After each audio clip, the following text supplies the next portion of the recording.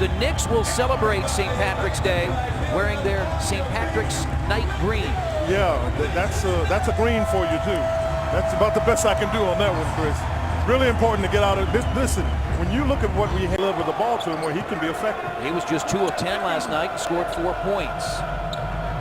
Paul George all over Fields. Landry Fields out of Stanford. Both are second-year players. Takes it inside and gets to the rim. Yeah, you still can't let him get to the rim. You can know where you can get your rest, know where you have to exert it.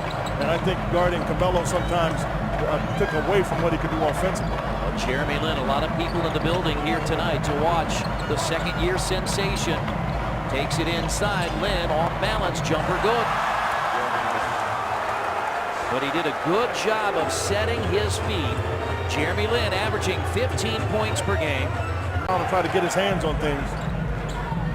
Paul George has already matched his point total from last night. Stoudemire's jump shot good. See, here's the thing with New York. They got. And Jeremy Lin lost it, got it ahead now to Anthony, lays it in and a foul. You're talking about having some luck. Jeremy Lin loses the ball. And this is one of the areas that challenged the Pacers last night. In transition, Anthony throws it up. Lin mishandles it, and you can see right there after making the pass, it's Carmelo and Anthony who got there, and the Pacers got to do a better job of getting back and keeping Anthony. Nearly rebounded by West. Great move by George. Here's Lin to Anthony, who lays it in, and the Knicks back in front. We talked about transition baskets. That's what I say, lift and take a step in, because Danny Green just struggled making shots. A capacity crowd tonight at Bankers Life Fieldhouse in downtown Indianapolis, and wide open, it's Chandler. Roy Hibbert fell asleep. Well, they got caught in it, and they showed us. What happens here is they advanced the ball, and Roy Hibbert just couldn't get back after the screen was initially being set on the left side, and the ball got advanced, and that means going to the right side. Shots and knock them down.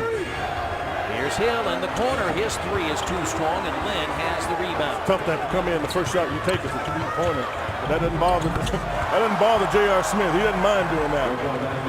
2 of 6 from 3-point range last night. 7 of Osa will play, we think, on Tuesday night as Smith misses. Rebound tipped out by Granger.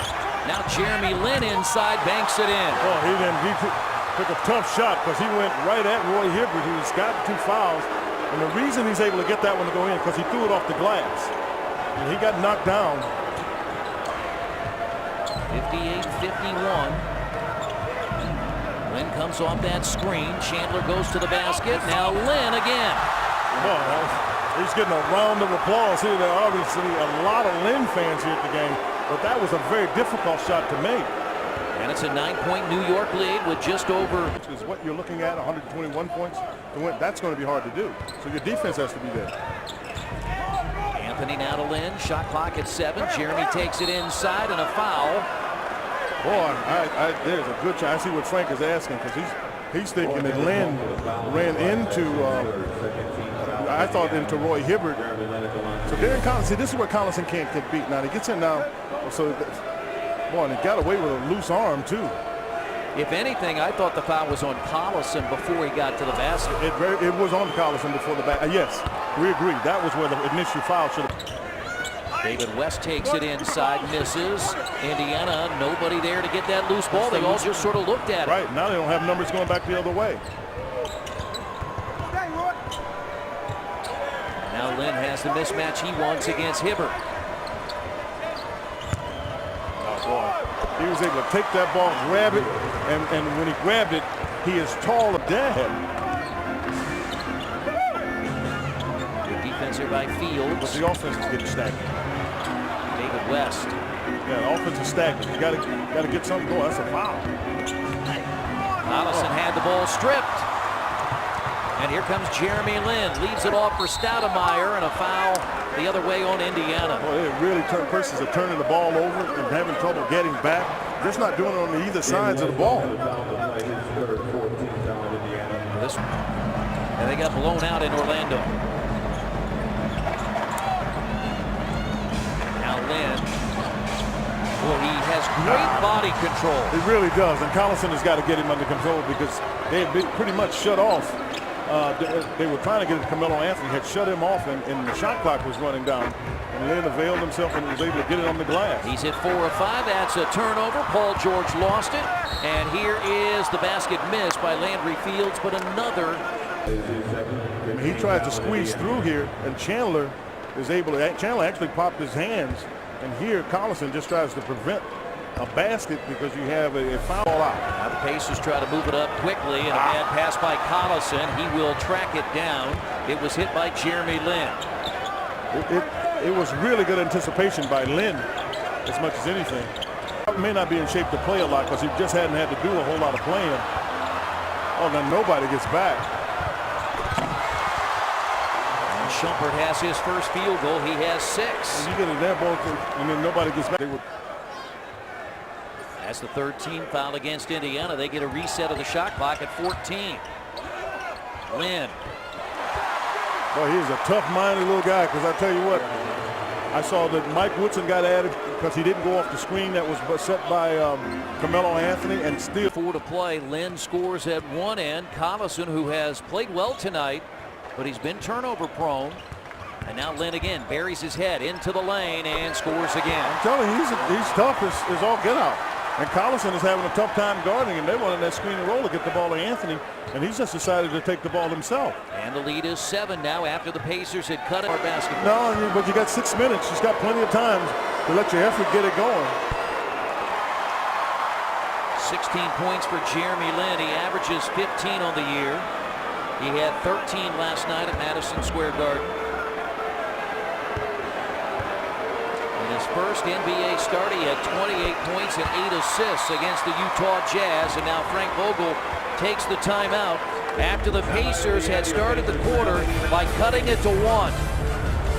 12-4 run by the Knicks. They lead by the second half, so we're going to look at some of the highlights from Jeremy Lin, but they're doing a lot of their work at the free throw line. Well, he's doing the foul line extended because he's able to control where they need to go with the ball for New York. I mean, that's really been what Jeremy Lin has done. He's controlled everything that they want to get done. Those were like successive plays, and then he's getting buckets. Jeremy Lin 6 of 10 from the field, but again, as a team, as our bucket chart brought to you by your hometown KFC, they are 14 of 18 at the line in the second half. In fact, 14 of 18 in each half. Yeah, they've just stayed very aggressive and been able to get it. I think they just announced that Indiana just won by 2, and you can hear the fans pretty excited about that. The Pacers back half of the schedule. Again, most of their games are at home.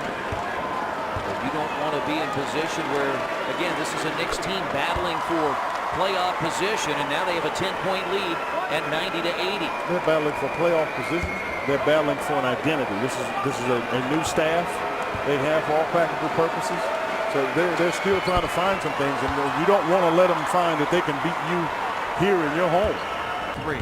Well, yeah, they've been able just to be able to make the plays. When you're trying to get over the hump defensively, there are usually some things that stop you, and J.R. Smith making his play would be one of them, and Granger trying to cut off Carmelo Anthony and didn't quite. On their way to a second straight loss, and a disappointing loss to Carmelo Anthony. Granger will admit it or not, it ticked those guys off. So it heightens their preparation for the game. So you don't want to say those kind of things.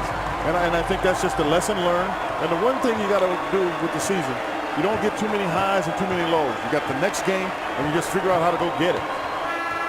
And the New York Knicks win both games on a Friday and a Saturday night, and both by double figures, by 15 last night and by 14 tonight at Bankers Life Fieldhouse. They outscore the Pacers 25-13 in the fourth quarter. The Pacers scored 35.